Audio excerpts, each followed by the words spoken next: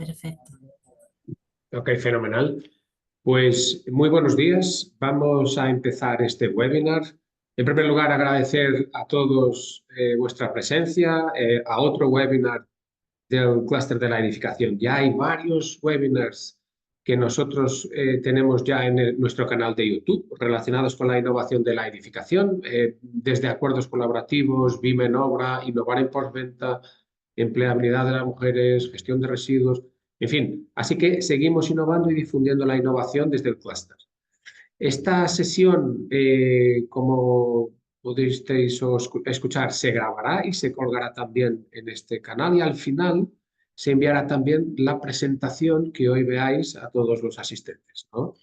En esta ocasión contamos con un grupo que intenta traer un poco de luz o bastante luz a un tema aparentemente fácil, pero que se ha complicado enormemente y que minora la transparencia del sector, ¿no? Y se trata de que la superficie construida de una vivienda es muy variable de acuerdo con el criterio que se use en su medición. Esto lleva a que exista una gran diversidad de medidas que hacen que sea impracticable realizar comparaciones o obtener información agregada, ¿no? Por ejemplo, conocer los metros de una determinada zona, los metros cuadrados construidos para inmuebles de 2 o 3 dormitorios. Esta comparativa se hace sumamente complicada.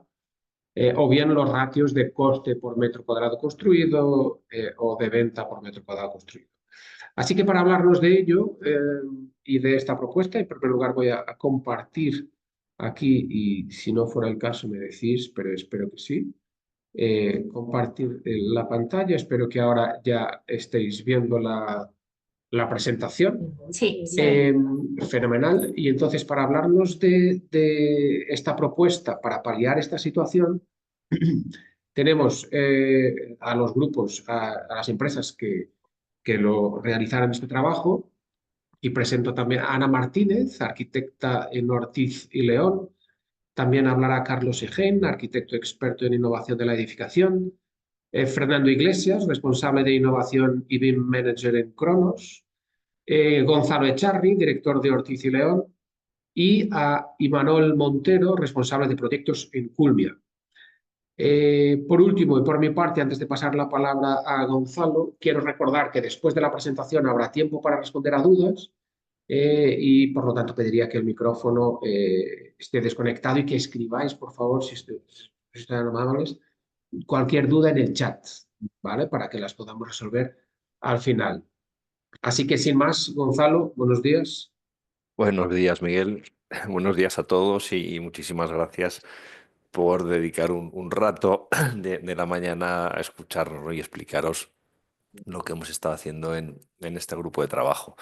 Que surge, bueno, como os decía Miguel, es un grupo formado por diferentes profesionales del sector, ¿no? Arquitectos, promotores, tasadores, más y nos hemos unido bajo el paraguas del clúster, ¿no? Gracias a la intervención de Miguel, que formamos este grupo, para intentar de arrojar un poco de luz sobre un problema que tenemos todos nosotros, ¿no? Nos afecta tanto a profesionales como a cualquier persona que se enfrenta a la compra de su vivienda, ¿no?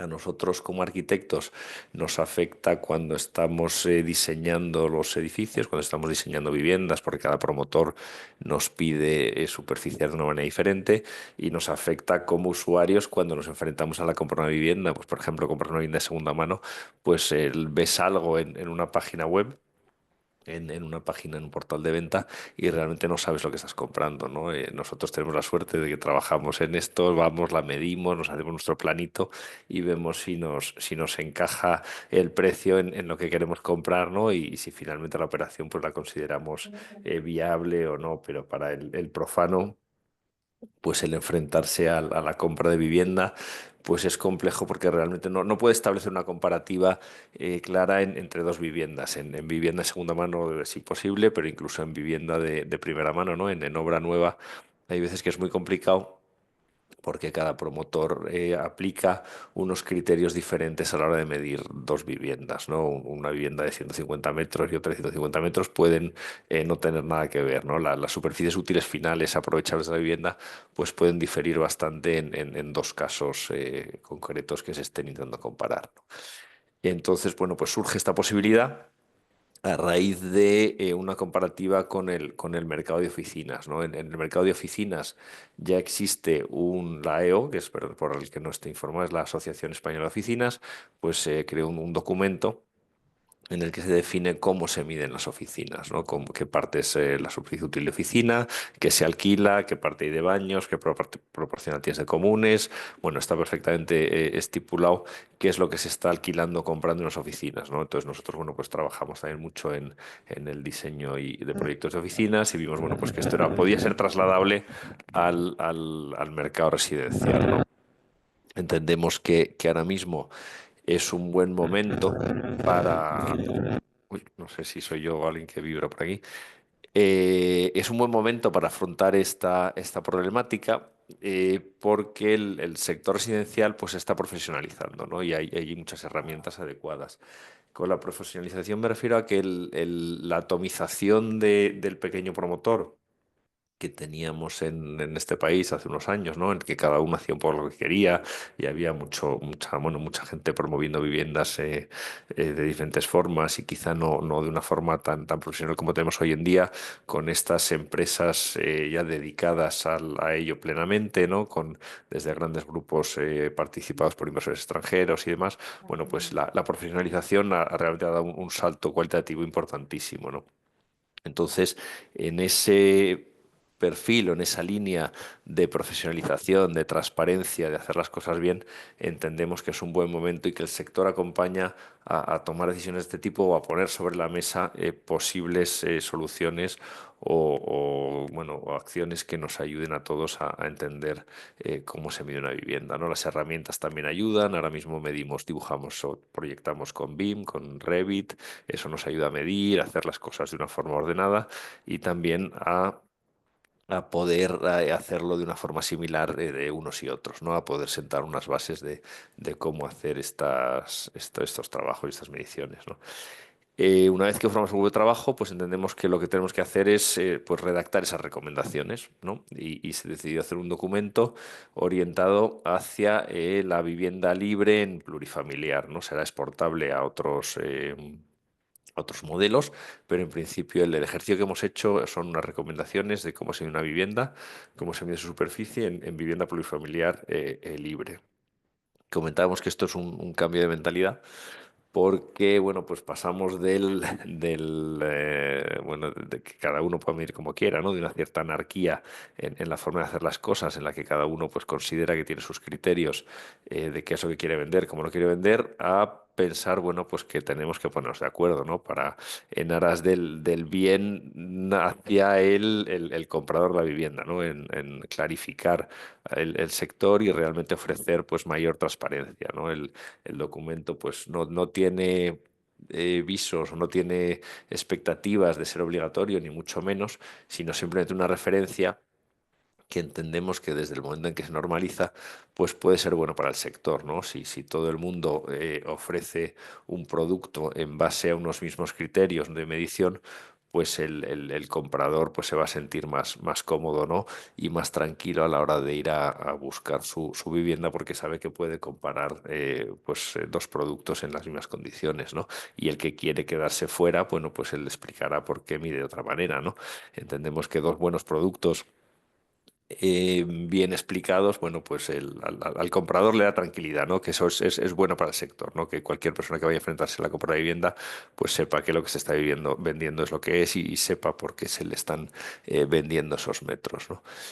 Si pasamos de diapositiva, Miguel, por favor.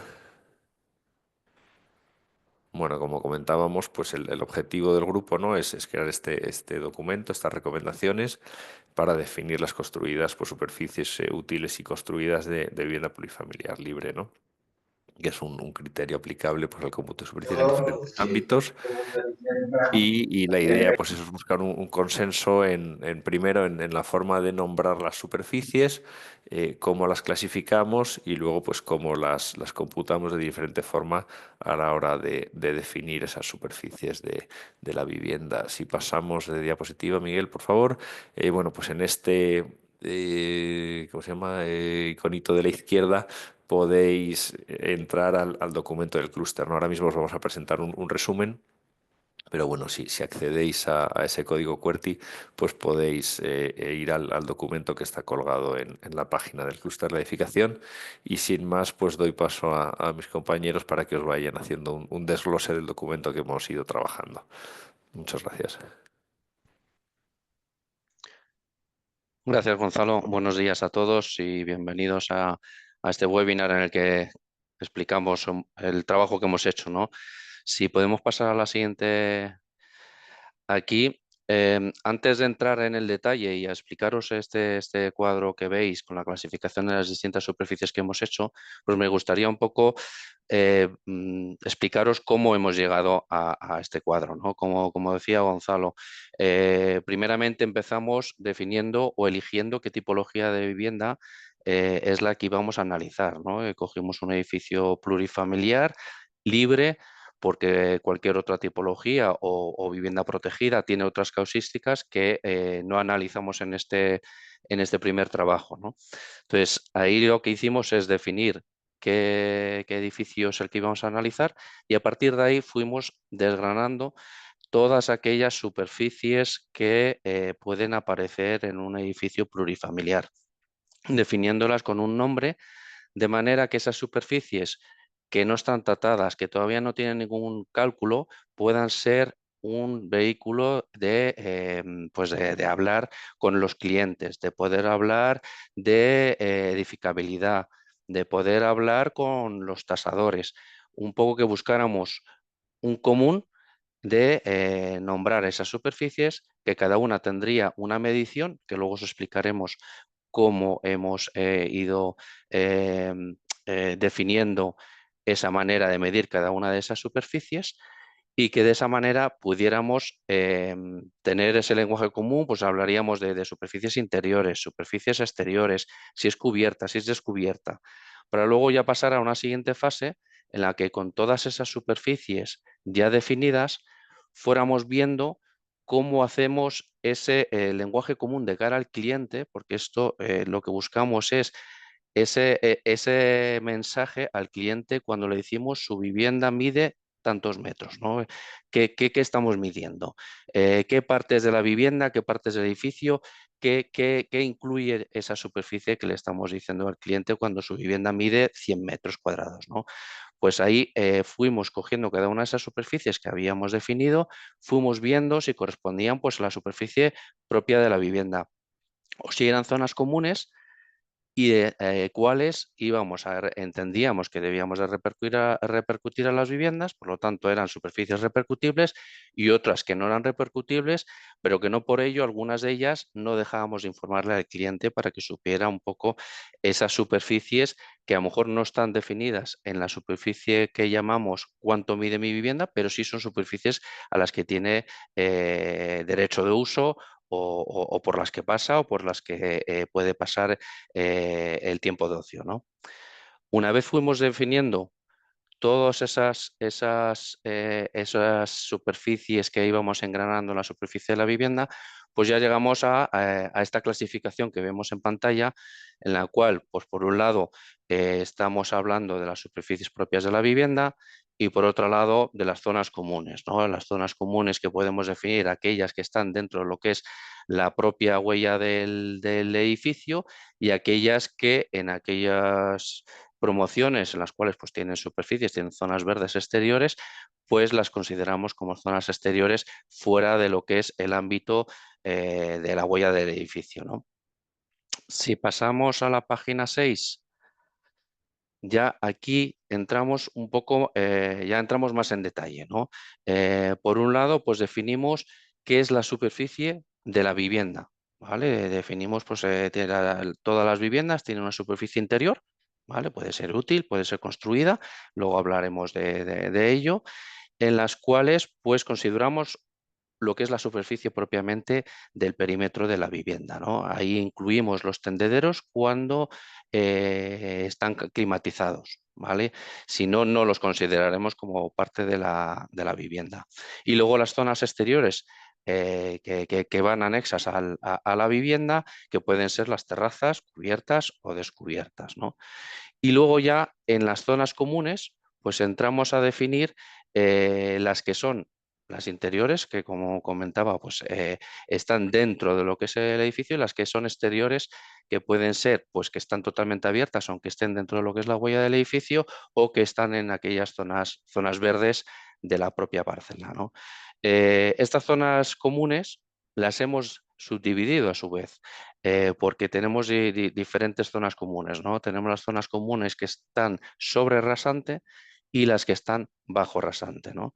Las que están sobre rasante, pues ahí consideramos que son repercutibles a esa superficie que incluiríamos en la definición de cuánto mide mi vivienda, si le hablábamos al cliente en esos 100 metros cuadrados que hablaba antes, teóricos, pues ahí incluiríamos pues todo lo que son los portales, los vestíbulos, los núcleos de comunicación, ¿no? Las salas comunitarias que pudieran tener para uso y disfrute de todos los vecinos, huecos de ascensores, cuartos de instalaciones de viviendas que estén en la planta baja o estén en la planta cubierta, ¿no? No repercutiríamos en aquellos casos, porque hay edificios que a lo mejor en la planta baja está dedicada a aparcamiento, pues esas plazas y viales de garaje no se repercutirían a la vivienda porque serían considerados como una superficie independiente, ¿no? Si bajáramos al bajo rasante, pues ahí tendríamos superficies. Me freno un poco porque aquí ha habido un poquito más de debate interno dentro de lo que es el grupo para definir, porque lógicamente hay instalaciones que son exclusivas de las viviendas. Por ejemplo, puedo poner un ejemplo, un grupo de presión de agua que para las viviendas, ¿no? Pues ese grupo de presión es algo que da suministro a las viviendas, pero que cuando está en el bajo rasante, pues ahí ha habido cierto debate de si lo incluimos o no lo incluimos en la superficie de la vivienda, ¿no? Y al final el consenso, pues hemos llegado al acuerdo de que sí lo incluiríamos por la razón de que ese grupo de presión, si no tuviéramos garaje, lo tendríamos que poner sí o sí en la planta baja, con lo cual habría menos debate y lo repercutiríamos a la vivienda, ¿no? Por lo tanto, todas aquellas instalaciones que son de uso exclusivo de la vivienda, pues aunque estén en el bajo rasante, las repercutimos en la superficie de la vivienda, ¿no? Tampoco tendría mucho sentido que alguien que compre fuera de la promoción una plaza de aparcamiento en el garaje, pues también tuviera repercutido dentro de su plaza de aparcamiento algunas instalaciones que no dan servicio a el garaje o al uso de su plaza de garaje, ¿no? Y no repercutiríamos pues aquellas plazas de garaje viales como que son externas a la vivienda, ¿no? No incluiríamos tampoco los trasteros, no incluiríamos los vestíbulos, ni las escaleras, ni los núcleos de acceso al garaje, porque entendemos que esos núcleos y esas escaleras existen porque existe el bajo rasante. Si no existiera el garaje, no habría esos núcleos y esas escaleras, ¿no? Por lo tanto, no tiene sentido repercutírselo a, a la vivienda. Si pasamos a la siguiente diapositiva, que hablamos ya de lo que son las zonas exteriores, ¿no? Esas zonas que pueden ser repercutidas a las viviendas, pues podríamos ahí incluiríamos lo que son, por ejemplo, escaleras que están totalmente externas al edificio, pero sí dan servicio a una evacuación, por ejemplo, una escalera de incendios, ¿no? No incluiríamos esas zonas exteriores que están dentro de lo que es la huella del edificio, como pueden ser pues, los porches, los soportales, ¿no? Esos son espacios que se usan, pero no lo repercutimos a las viviendas, ¿no? Y luego ya entraríamos en aquellas superficies que están fuera de lo que es la huella del edificio, todo lo que es la parcela, las zonas comunitarias, los jardines, la zona de la piscina. Esas zonas no las repercutimos a la superficie de esos 100 metros teóricos de la vivienda que comentaba antes, ¿no? Ahí estamos hablando que, por ejemplo, hay zonas que son los jardines privativos, ¿no? Que esos sí son de uso y disfrute de una determinada vivienda. Esas superficies, igual que las terrazas, se lo comunicamos al cliente en un plano, le decimos, oye, pues la superficie de tu vivienda es esta y luego tienes una terraza, tienes un jardín de uso privativo. Sí se lo comunicamos, pero no está repercutido, no está sumado en esa superficie que hablamos de cuánto mide mi vivienda, ¿no? Lo mismo que todas aquellas zonas comunes de jardines y zonas de urbanización que lógicamente son de la comunidad, pero no incluimos dentro de lo que es la superficie de la vivienda, ¿no? Y con esto, para entrar un poquito más en detalle en cómo hemos descrito las superficies, pues doy paso a mi compañera Ana y a Imanol para que os expliquen un poco más en detalle cómo hemos definido las superficies construidas. Sí, buenos días. Muchas gracias, Carlos y Gonzalo, por esta introducción al trabajo que hemos realizado en este grupo de trabajo específico sobre esas recomendaciones para homogeneizar las superficies de la vivienda en edificios residenciales de viviendas.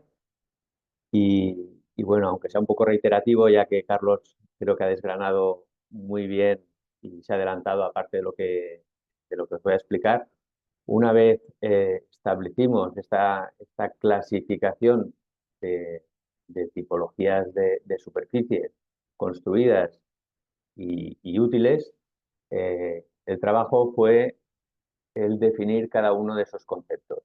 Y siguiendo un poco eh, esa clasificación que os ha enseñado Carlos, pues empezamos por la superficie construida interior de la vivienda. Y aunque pueda parecer una obviedad, pues nos dedicamos a discutir amablemente cuál era esa definición, esa superficie de uso privativo de la vivienda que se encuentra dentro de la envolvente térmica y por tanto climatizada. ¿Y cómo viene definida? Viene definida por ese límite exterior de la envolvente, esta envolvente climatizada, y por el eje de cerramiento de separación con las zonas comunes, excluyendo los patinillos frontera, y con la medianería con otras viviendas o edificios colindantes. En ese caso, los tendederos se incluirían como parte de esta superficie cerrada interior si estuviera cerrada por la envolvente térmica y climatizada. Si vemos estos gráficos que nos sirvieron un poco para ir desgranando y haciendo esa clasificación de tipologías de superficies que os comentaba Carlos, aquí cogimos un ejemplo de un bloque plurifamiliar en una torre de 4 viviendas por planta en la planta tipo, que sería esta imagen superior que veis en pantalla, sería la planta tipo con 4 viviendas por planta, en la que habríamos sombreado en azul pues esa superficie construida interior de la vivienda con esa línea exterior de la envolvente térmica y esa línea a eje de cerramiento de separación entre viviendas y entre viviendas y zonas comunes. En este caso veríais en blanco las terrazas como cubiertas y descubiertas que formarían parte de esa superficie construida exterior, que luego os explicaremos, y pues tendederos, almacenes climatizados, zonas comunes. Veríais aquí abajo también el ejemplo de la planta ático con 2 viviendas, en este caso con 2 viviendas en esa planta, en la que pues tendríamos el mismo ejemplo, aquí con el añadido de ese solarium, esa terraza que sería la cubierta de las viviendas inferiores. Ana, te paso la palabra.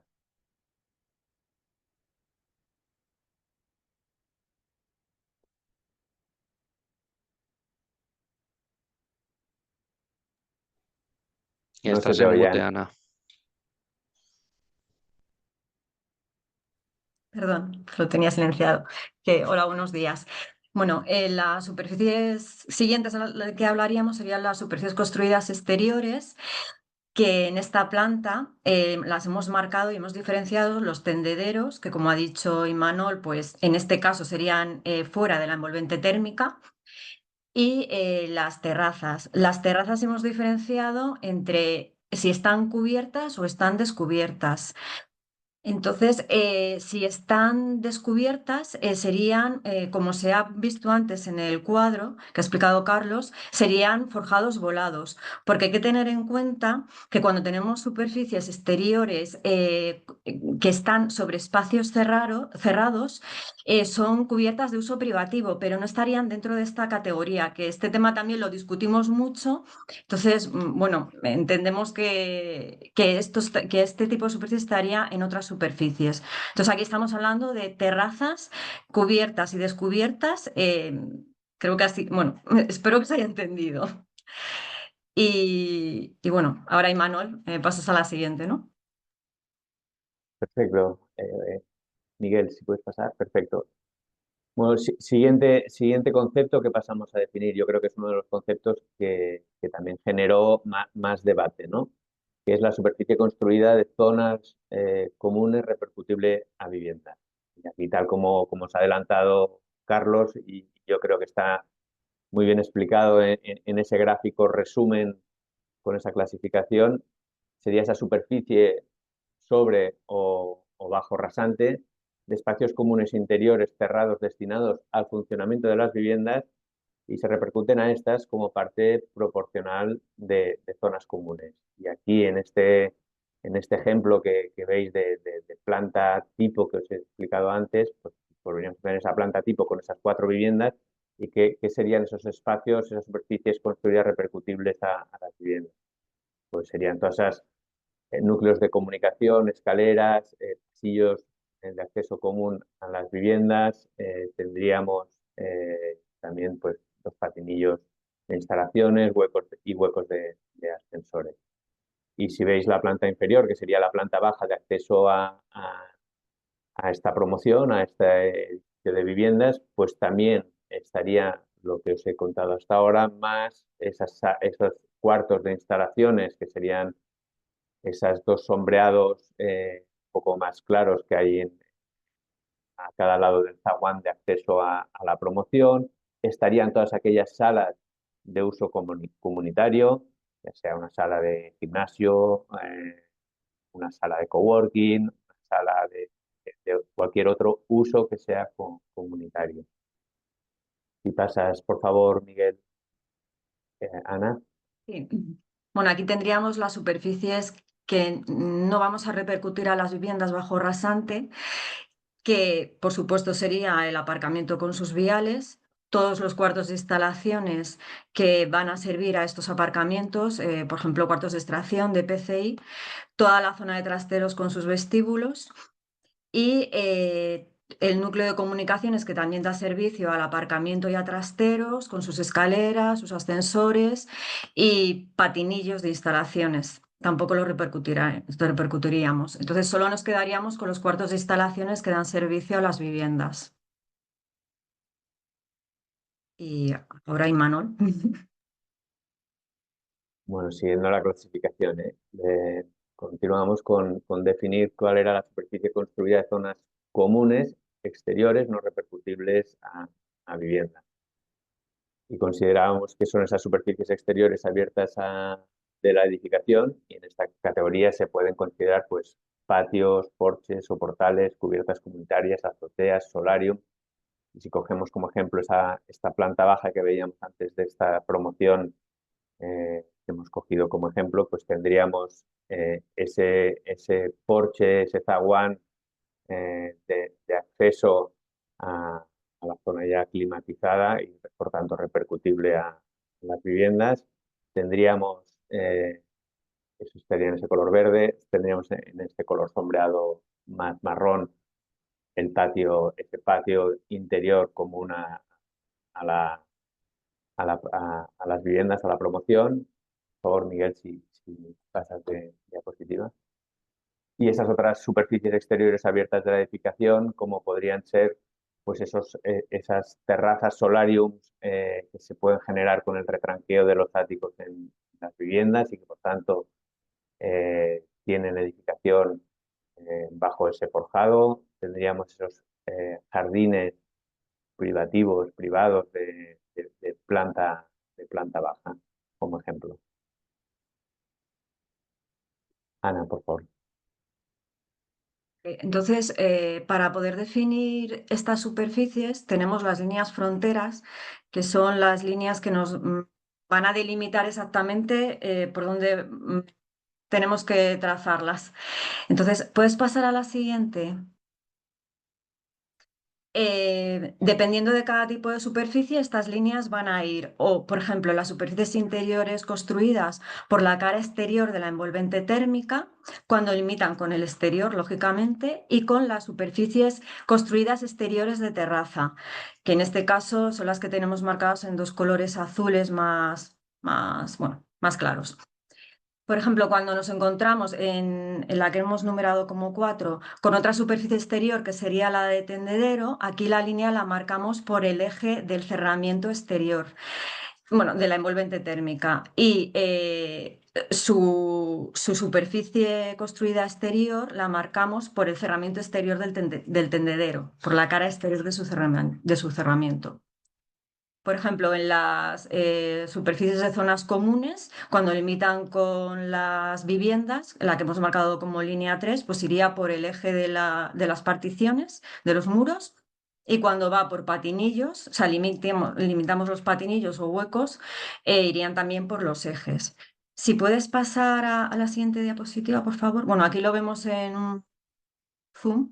Entonces, como veis, por ejemplo, las líneas frontera que van marcando los patinillos, cuando nos encontramos por pilar hemos decidido simplificar para no hacer bastantes quiebros en estas líneas que, bueno, pues es bastante complicaría el dibujo y entonces en este caso, por ejemplo, la superficie del pilar está dentro del patinillo.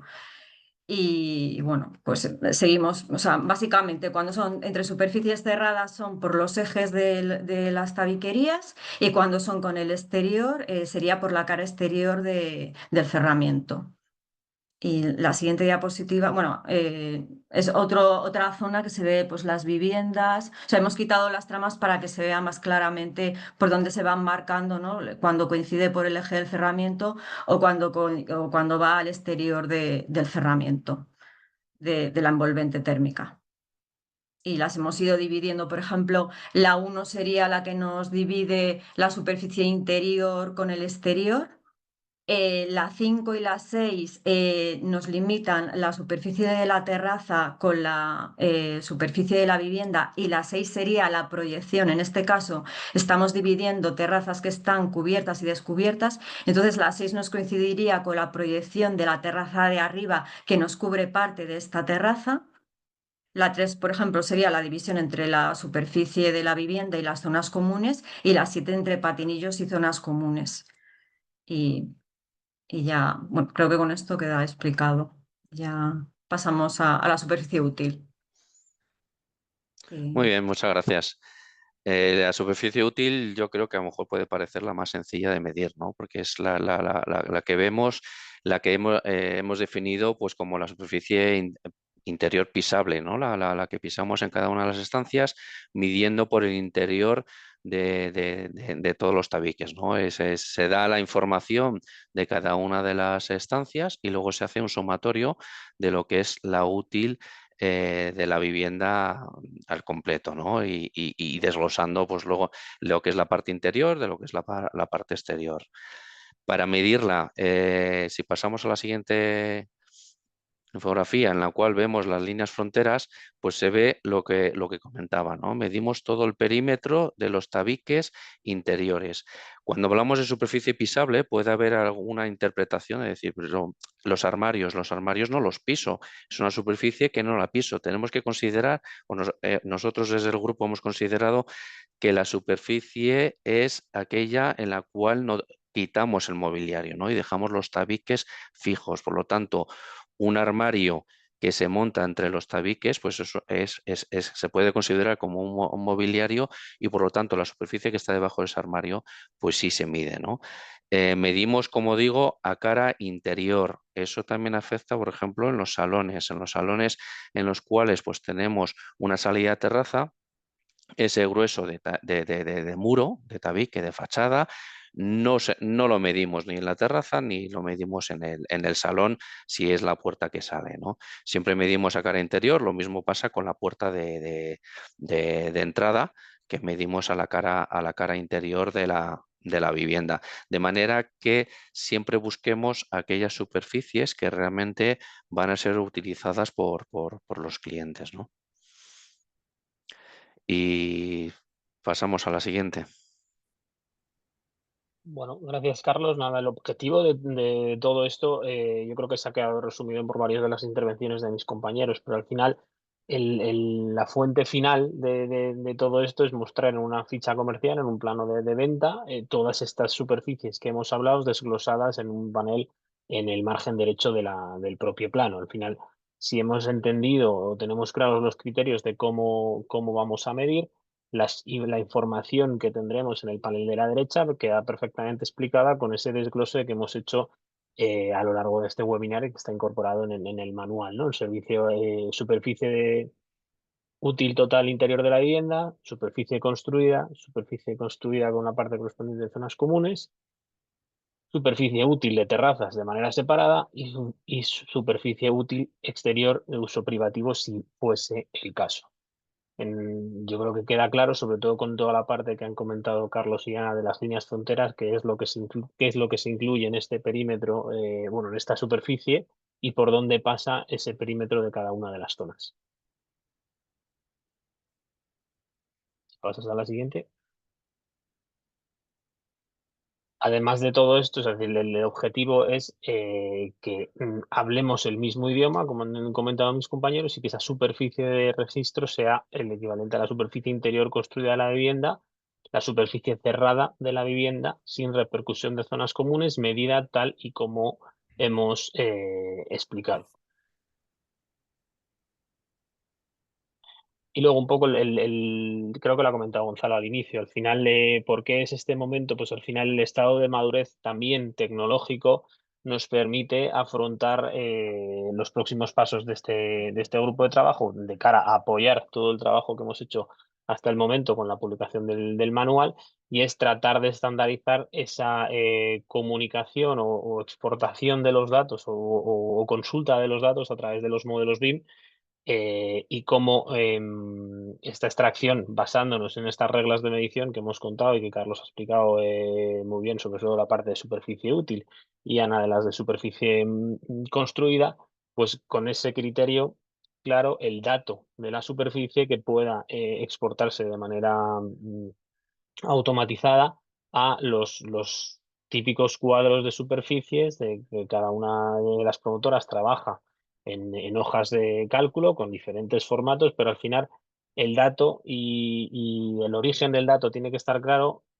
La manera, si se elimina lo máximo posible el error humano en la manera de consultar los datos y poder exportarlos directamente a esta hoja de cálculo, pues tendremos claramente una base de datos o el formato de hoja de cálculo que necesitemos o que cada promotora tenga, pero la fiabilidad de que el dato que se encuentra en dicha hoja de cálculo tendrá la trazabilidad suficiente como para saber que viene automáticamente de los modelos BIM que son soporte del proyecto de arquitectura. Y esto afecta a las tres tipologías de superficies que hemos hablado, las construidas, las útiles y la superficie de registro.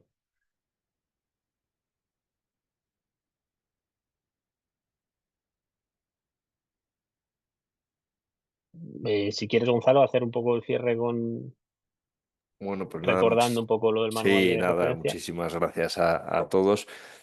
Simplemente de resumen, pues nuestro trabajo pues ha sido fundamentalmente ponernos de acuerdo, ¿no? Como veis, no es un tema excesivamente complejo, simplemente es definir cuáles son esas superficies y cómo se prorratean, pero siendo un tema que parece sencillo, pues el ponerse de acuerdo es complicado porque cada uno tiene su criterio, ¿no? Cada uno tenía su criterio. De los que estamos en la mesa, ¿no? Haciendo estas recomendaciones, pues cada uno traía sus criterios y bueno, pues hemos llegado a un acuerdo que a todos nos ha parecido correcto. es muy difícil que a todo el sector le parezca que esto está bien, ¿no? Porque cada uno, igual que nosotros teníamos nuestros criterios, pues cada promotor o cada comprador o cada persona tiene un criterio y pensará, bueno, pues que él le habría puesto una superficie, otra no, o que falta algún tema, ¿no? Que decir, estas recomendaciones, este manual, pues hay muchísimas formas de hacerlo. Lo importante creo que no es eh, que sean estas las más correctas o se quite una superficie o se quite otra, sino que haya una referencia a la que comparar y que todo el mundo compare con lo mismo, ¿no? O sea, no, yo creo que no es tan relevante el que se incluya en superficie o no, sino el hecho de que haya o sea, un objeto de referencia, ¿no? Que todo el mundo pueda comparar contra lo mismo. Y eso es lo que va a hacer que, bueno, pues que la búsqueda de vivienda y esa comparativa entre diferentes promociones pues sea más fácil para el comprador, ¿no? Bueno, el unificar criterios también pues va a agilizar los procesos, ¿no? A los arquitectos el poder medir de una forma normalizada pues también nos va a ayudar a desarrollar los proyectos, a los promotores les va a ayudar a saber lo que tienen que hacer, incluso las disputas internas pues se minimizarán porque ya todo el mundo sabe a lo que hay que ir si conseguimos que, bueno, pues que finalmente pues estos criterios pues se hagan de uso común, ¿no? Que es un poco el objetivo. También, pues como decía ahora al final Fernando, pues la idea es tener claro qué superficies van al registro, qué superficies van al catastro, y que todo esté normalizado, ¿no? Ahora mismo, pues las superficies que van a catastro registro, pues van de forma diferenciada en función de lo que se haya considerado para la redacción de esas documentaciones, ¿no? De obra nueva o de primera ocupación, ¿no? Entonces, bueno, pues si se fija un criterio, pues se dará mayor uniformidad al sector y a todas las promociones y entendemos que eso es bueno, ¿no? Esto está rodando, bueno, y debería, pues el objetivo es que empiece a coger peso, bueno, y que de alguna manera pues vaya el propio uso, vaya ajustando el manual, ¿no? o estas recomendaciones. Y nada, pues sin más, os agradecemos vuestra escucha, vuestra presencia y bueno, pues si tenéis alguna duda, estamos aquí para resolveroslas. Muchas gracias a todos. Muchas gracias a todos los ponentes y a todo el liderazgo, Gonzalo, en este grupo de trabajo. Quiero recordar que dudas, si sois tan amables, por favor, a través del chat. Recordar también que esta presentación que acabáis de ver se enviará a todos los asistentes. El vídeo se colgará también en el canal de YouTube y que el entregable está en la página web del clúster de la edificación.com en lo que son entregables, ¿no? Ahí lo podréis ver. Veo que hay alguna pregunta ya puesta y dice Ignacio, ¿por qué los portales de bajo rasante no forman parte de las zonas comunes repercutibles si dan servicio a las viviendas? Pues son el acceso de los propietarios a sus elementos privativos, trastero y garaje. Esta es una pregunta, no sé quién se atreve. Eso pues yo creo que lo ha explicado Carlos, ¿no? Antes, cuando estaba hablando de ello, ¿no? Que Carlos, Sí, yo creo que lo has comentado. Si sí, lo he quieres comentado yo. volvérselo. Yo ahí el criterio que hemos cogido es que el garaje es como un edificio independiente de las viviendas, ¿no? Entonces, el garaje tiene sus plazas de aparcamiento y sus propios accesos. Por lo tanto, esos accesos que tienen para acceder a las plazas de aparcamiento, pues corresponden a las plazas de aparcamiento, ¿no? Que es cierto que los trasteros muchas veces están en el bajo rasante y están asociados a la vivienda, pero la repercusión de esos accesos principalmente consideramos que son para acceder al aparcamiento, ¿no? Por eso hemos entendido que no debemos de repercutir esas superficies a la vivienda. Vale, y una segunda pregunta. ¿Por qué entendéis que las plantas bajas porticadas, perdón, han de excluirse de la repercusión de las zonas comunes, ya que son zonas que están tomando un protagonismo importante en las promociones residenciales para ubicar zonas de uso lúdico y no solo de acceso a los portales, eh, además del coste, dice, que conlleva ejecutar esta planta baja? Bueno, pues es una zona exterior no climatizada, ¿no? Entonces, bueno, no es una zona cerrada, no lo consideramos una superficie construida como tal. Sí, pues también los jardines son construidos, también las soleras sobre garajes son construidas y cuesta construirlas. También hay muchos elementos, ¿no? Que tienen un coste de construcción o que son elementos disfrutables de una promoción, pero no los consideramos dentro de esa superficie cerrada, climatizada, o bueno, no, los vestíbulos no están climatizados, pero bueno, de esa superficie cerrada que consideramos que es la que se debe repercutir en la vivienda, ¿no? Es un criterio que hemos adoptado. Una última pregunta estaba por mi parte. Yo he asistido a muchas de vuestras reuniones, no estáis aquí todos los representantes del grupo, pero promotor, a estudio de arquitectura, tasador, etcétera. Eh, qué recomendación daríais a alguien de una promotora y de un estudio de arquitectura que quiera aplicar vuestra metodología, esta metodología? ¿Qué pasos inicialmente, incluso a nivel cultural interno, recomendáis que dé para que pueda aplicar esta metodología en su trabajo?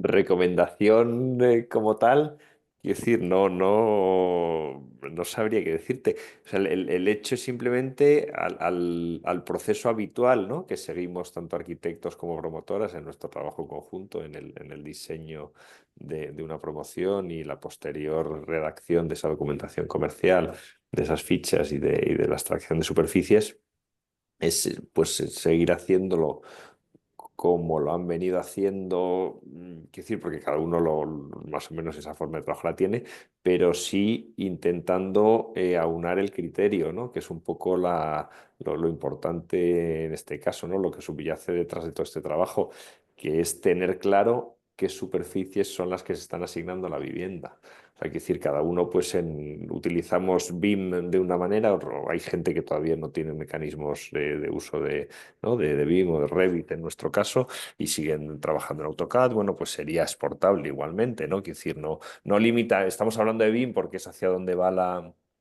bueno, la profesión o la forma de hacer, ¿no? Está cada vez más implantado estos sistemas y facilitan mucho la extracción de superficies, facilitan que el traslado directo desde el modelo a las hojas de cálculo de Excel, bueno, y eso da mucha seguridad porque evita errores humanos a la hora de trasladar números, ¿no?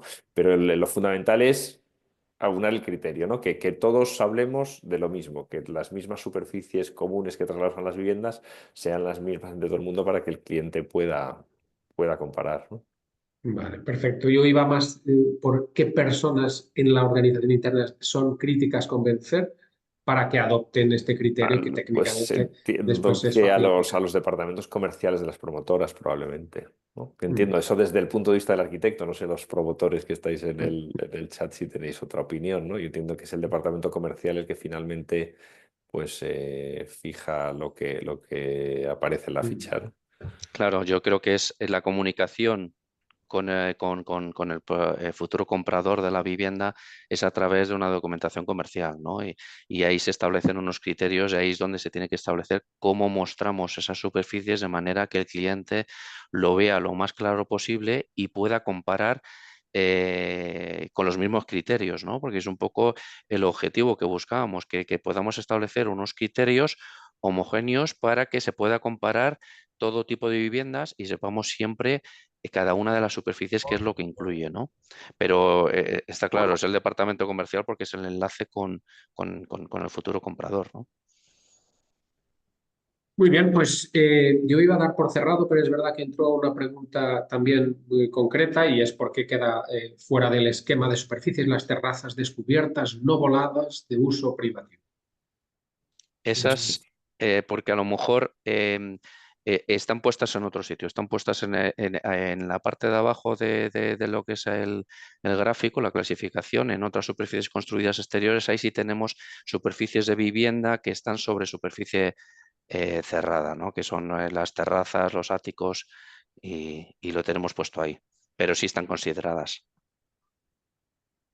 Fenomenal. O sea, no están Pues no sé si... consideradas, Sí, Ana, perdona Miguel, no están consideradas lo que sería una superficie construida de vivienda exterior o interior, serían otras superficies, porque es como la tapa de la edificación. Por eso no están consideradas como una terraza, que si está descubierta tiene que ser volada y si no está descubierta tiene que ser cubierta. Entonces, cuando está sobre otra edificación y está descubierta, es como una cubierta de uso privativo. Yo creo que es un tema un poco complejo, pero esta es la conclusión a la que hemos llegado. Y por eso yo creo que está preguntando que por qué no las metemos dentro de la superficie construida de vivienda o construida con comunes, ¿no? Creo que esa es un poco su pregunta.